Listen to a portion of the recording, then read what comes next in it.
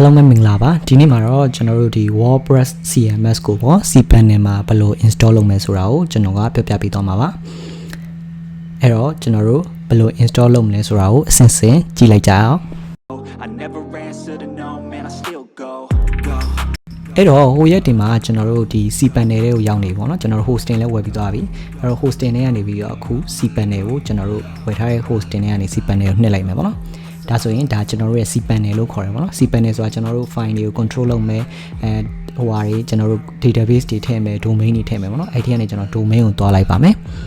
ဟုတ်ပြီ domain နဲ့ရောက်ပြီဆိုလို့ရှိရင်ကျွန်တော်တို့ရဲ့ဟိုတနေ့ကဝယ်ထားတဲ့ domain ကိုကျွန်တော်မြင်ရမယ်ပေါ့နော်သူ့ရဲ့ HTML public.html ဆိုတာသူ့ file တွေရှိတဲ့နေရာပေါ့နော်အဲ့ဒါမြင်ရမယ်အဲ့ဒါဆိုရင်ကျွန်တော်တို့အဆင်ပြေပြီဆိုရင်ကျွန်တော်တို့ဒါ domain ကချိန်ပြီးသွားပြီဆိုပြောလို့ရတယ်နော်အဲ့တော့အဲ့ရနေပဲဆက်သွားမလဲဆိုတော့ဒီ Cpanel တွေမှာ auto install ဆိုတာပါပါတယ် software တွေကနေဒီ Wordpress ဆိုတာကိုကျွန်တော်တို့တွားလိုက်ပါမယ်အဲ့တော့ဒီ Wordpress တွေရောက်ပြီဆိုရင်ကျွန်တော်တို့ install ဆိုတဲ့ဟာကိုနှိပ်ပါမယ် install ဆိုတဲ့ဟာနှိပ်ပြီးရတယ်ကျွန်တော်တို့အဲ့မှာကိုသွင်းမဲ့ website နာမည်ကိုရွေးရမှာပေါ့နော်ခုနကကျွန်တော် domain 3ခုရှင်တော့ domain 3ခုထဲမှာပေါ်မယ်ပေါ့ခုကတော့ကျွန်တော် domain တစ်ခုပဲရှိရတဲ့အတွက်ရွေးပါမယ်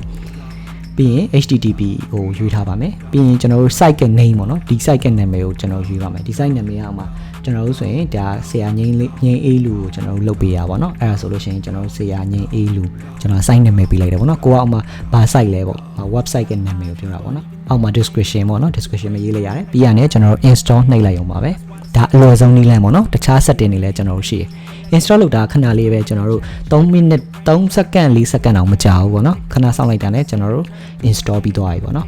ဒါဆိုရင်ဒီလိုပေါ်လာပြီဆိုကျွန်တော်တို့ဒီ website ကိုကျွန်တော်တို့မြင်ရမှာပါကဲဒီဗီဒီယိုလေးကတော့ကျွန်တော်တို့ WordPress website ကိုကိုယ့်အကို hosting ကနေဘယ်လိုအဆင့်ဆင့် install လုပ်မယ်ဆိုတာကိုပြပြပေးသွားတာဖြစ်ပါတယ်ဒီလိုဗီဒီယိုလေးကမိမိတို့အကျိုးရှိရဆိုရင်ကျွန်တော်ရဲ့ channel လေးကို subscribe လုပ်ပြီးတော့မိမိနဲ့ one up တူတဲ့လူတွေရှိကိုပြန်လည်မျှဝေပေးဖို့တိုက်တွန်းချင်ပါတယ်နောက်ဗီဒီယိုတွေမှာဒီထက်အကျိုးရှိရာတွေနဲ့ကျွန်တော်ပြန်လာခဲ့ပါမယ်အားလုံးတတား